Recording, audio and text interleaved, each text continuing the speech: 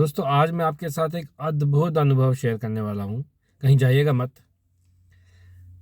ये आज की तारीख है 25 फरवरी 2025 और ये मेरी ज़िंदगी का one of the most amazing moments है जो मैंने खुद एक्सपीरियंस किया। पहले मैंने सुना था कईयों से कि भारत देश में ऐसे कई योगी हैं जो कि चुपचाप बैठ के प्रलय को रोक रहे हैं, सब चीज़ों को संचालित कर रहे हैं। और मैं ऐसे लोगों के संपर्क में भी आया था, पर मैंने अपनी आंखों से कभी भी नहीं देखा था चमत्कार जो मैंने कल देखा।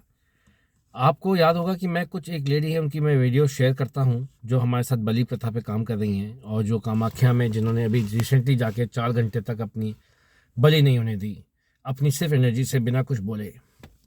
तो कल मैं उनके साथ था इवनिंग में और करीब 9 साढ़े 9 बजे के आसपास उन्होंने मुझे बताया कि आज दिल्ली में अर्थक्वेक आएगा बहुत ज़बरदस्त। और पहले भी मैंने उनसे उनके लेख पढ़े हैं जिसमें उन्होंने बताया हुआ है कि भाई अभी अर्थक्वेक आएगा, इसको ऐसे रोका जा सकता है, ऐसे किया जा सकता है। तो मैंने कल उनके साथ बैठ के देखा कि वो किस तरह से काम करती हैं। हमारे डॉग्स के एनिमल्स के केसेस में भी उन्होंने काफ़ी मदद करी, जिसको एनर्जी साइंस कहते हैं या ट्रांसडिसिप्लिनरी साइंटिस्ट कहते हैं या तत्वार्थ विज्ञान है, या उनको आप माँ की एनर्जी शैविज़म शक्तिज़म से जोड़िए। पर मैंने कल देखा कि मिरेकल्स कैसे होते हैं। और कल करीब 8-9 बजे के आसपास उन्होंने मुझे बताया कि दिल्ली एनसीआर में 7.5 के आसपास एक अर्थक्वेक आएगा और क्या क्या रीजन्स डिस्ट्रॉय हो जाएंगे उससे। और उन्होंने अपने स्टेटस पे भी डाला था कि ऐसे ऐसे आने वाला है और वो काम करेंगे इस पे। तो मेरे सामने उन्होंने कुछ अपने, बिकॉज क्योंकि वो वाइब्रेशंस के साथ काम करती हैं और वो कॉस्मिक लेवल पे भी वाइब्रेशंस को रीड कर सकती हैं, कॉन्शियसनेस के लेवल पे काम करती हैं। अब लोग पूछेंगे कॉन्शियसनेस से कैसे काम करते हैं, तो हमने रामायण में भी पढ़ा है कि जो रावण है वो अपने जो उसका विमान था उसको वो मन की गति से चलाता था, मन से संचालित था। तो वो टेक्नोलॉजी थी उस समय, तो इसका प्रूफ पहले भी है। तो मैंने देखा है उनको कई बार काम करते हुए, कॉन्शियसनेस से वो कैसे काम करती हैं, वाइब्रेशन से, एनर्जी से कैसे वो चीज़ों को करती हैं। तो कल मैंने देखा कि कैसे उन्होंने कुछ इंस्ट्रूमेंट्स भी बनाए हैं और उस इंस्ट्रूमेंट से उन्होंने रीडिंग ली और मुझे बताया कि इस रीजन में डिस्ट्रक्शन होगा। दिल्ली एनसीआर में तो मेजर डिस्ट्रक्शन होगा और करीब 3 बजे से पहले पहले काफ़ी बड़ा अर्थक्वेक आएगा जिससे काफ़ी डिस्ट्रक्शन होगा लेवल पे। फिर उन्होंने बोला कि मैंने कई बार इसको रोका है पर उसके रिपरकशंस, क्योंकि कार्मिक साइकिल है लोगों का, वो किसी पे पढ़ेंगे तो वो उन पे पढ़ते हैं। मैंने कल उनसे पूछा तो उन्होंने बोला कि ये तो मुझे मेरा धर्म है, मुझे करना ही पड़ेगा।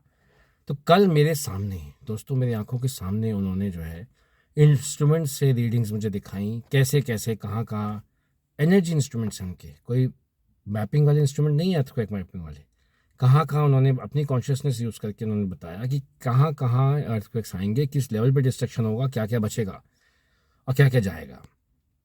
फिर उन्होंने उस पर 1 डेढ़ घंटा 2 घंटा काम किया और फिर मुझे बताया कि अब ये अर्थक्वेक नहीं आएगा। उन्होंने स्टेटस पे भी डाला अपने व्हाट्सएप पे कि अब ये अर्थक्वेक नहीं आएगा जो प्रिडिक्शंस हैं कि अर्थक्वेक आएंगे, क्योंकि उसका डाइवर्ट उन्होंने एनर्जी डाइवर्ट करी बे ऑफ बंगाल की तरफ, कि ये पानी में मैं इसको एनर्जी को डाइवर्ट करूँगी। जैसे उन्होंने पहले कई हरिकेन्स की एनर्जी डाइवर्ट करी है, कई अर्थक्वेक्स की डाइवर्ट करी है, जिसके बारे में उन्होंने पहले लिखा है कि ऐसे मैंने करा है और हुआ है।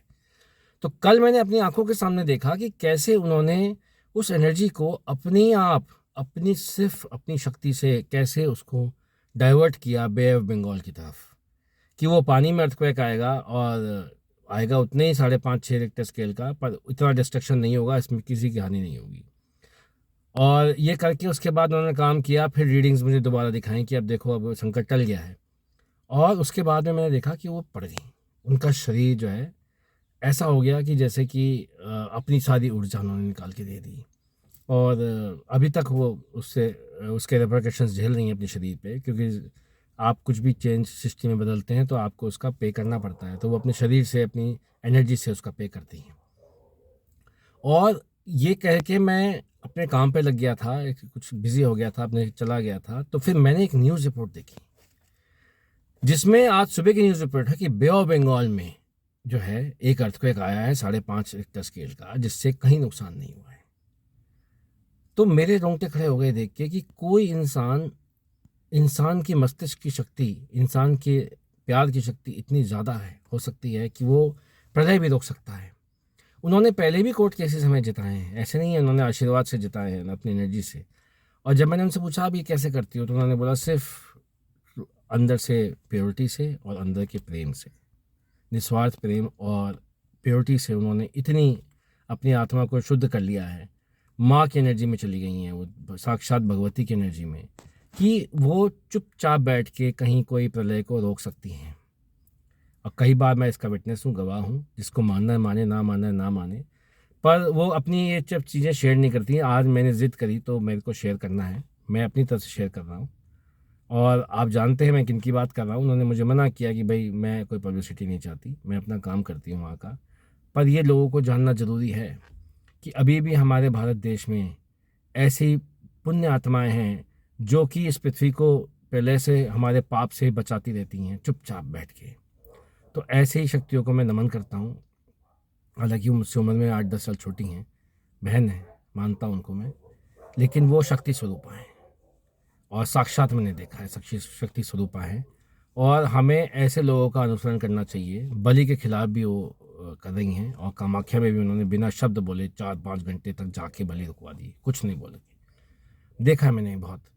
तो मैं ये चाहता हूँ कि हम लोग उम्मीद बना के रखें और उनके दिखाए इस तरह के रास्ते पे चलते रहें, चाहे राक्षसी शक्ति, डिस्ट्रक्शन वाली शक्ति कितनी भी बड़ी हो। लेकिन जब आदमी, इंसान प्योरिटी में और प्रेम में, निस्वार्थ प्रेम में जाता है, तो उसको कोई नहीं आ सकता। नमस्कार।